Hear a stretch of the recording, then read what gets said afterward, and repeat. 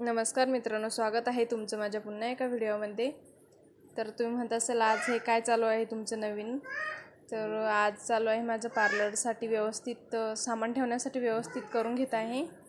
तर बघा, drilling machine आणले आणि ते माप घेऊन घेत आहे व्यवस्थित विरूचे पप्पा हे। तर माझं पार्लर हे घरगुतीचं आहे मित्रांनो, कारण बाहेर टाकायचं म्हटलं तर माझं नाही जमत, कारण की मला छोटी मुलगी आहे विरू, ते तर तुम्हाला माहितीच आहे, व्हिडिओमध्ये दिसतीच आहे ती। तर ती विरू आणि बाहेर पार्लर टाकायचं म्हटलं की नाही शक्य, त्यामुळे मी घरातच पार्लर ओपन केलं आहे। बघू शकता तुम्ही, आता इथे मी घरातमध्ये व्यवस्थित त्याला करून घेत आहे आणि ते विरूचे पप्पा मला व्यवस्थितपणे करून पण देत आहे। इथं निशाणी करण्यासाठी विरूचे पप्पा काहीतरी शोधत होते, पण सापडलं त्यांना। तर बघा,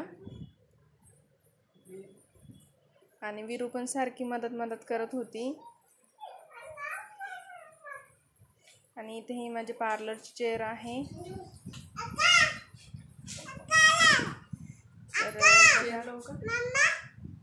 तर विरू बघा कशी मदत बोलती इथं।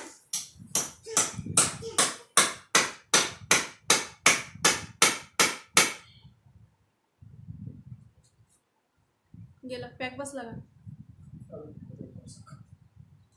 जड लागेल, त्याला दगड आणावं लागेल।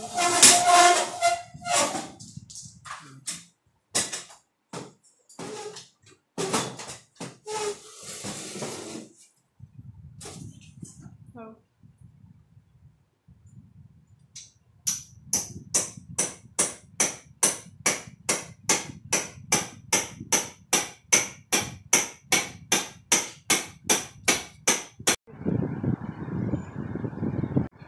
मस्त दिसायला लागलं ना।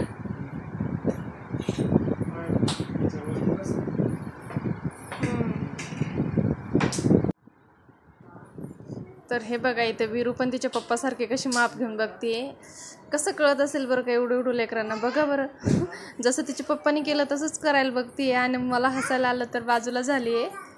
तर बघा मित्रांनो, कसं छान दिसायला लागलंय तिथं ते। आणि आता इथं सामान लावण्यासाठी मी खाली पेपर टाकून घेत आहे।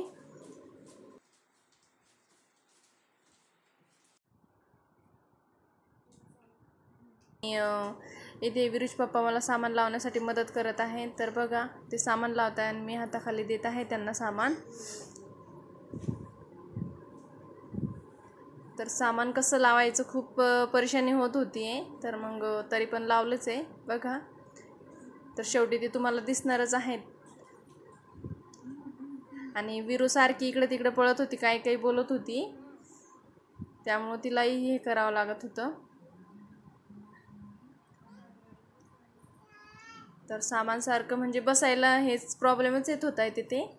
तर मग तरी पण कसं बसवलं आहे आम्ही।